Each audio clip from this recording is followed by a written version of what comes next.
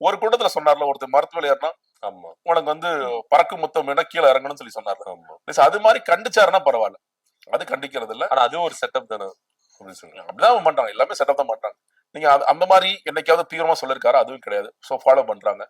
நீங்க வந்து இந்த மாதிரி மரத்துல ஏறாத, தொங்காத, எதுவுமே ஃபாலோ பண்றது கிடையாது. விஜயே வந்து நேரத்திற்கு வாங்க அப்படின்னு சொன்னா நேரத்துக்கு இப்பதான் கடைசியா இப்பதான் அவர் உணர்ந்துட்டு வர்றாரு. ஏன்னா இது மேலும் மேலும் பிரச்சனை ஆகுதுங்கிற போது தான் வர்றாரு. நீங்க கூட்டத்தை வந்து சேர்க்கும் போது கரெக்டான ஆட்களை மட்டும் கொண்டு வாங்க. 5000 பேர் 1000 QR கோட். ஆனா கடைசி வந்து காவல்துறை திறந்து விடுறாங்க. இல்ல இவங்களே அடிச்சு பாருங்க, ஆம்புலன்ஸ் வருது, அந்த ஆம்புலன்ஸை மீறி எல்லாரும் ஓடுறான். அதுக்கு மேல ஒரு பொண்ணை மிதிச்சுட்டு ஓடுறான்.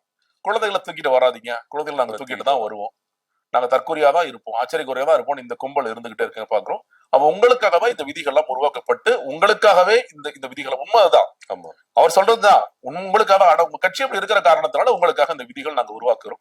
அப்ப அதை எதிர்த்து அவர் போராடுறார்.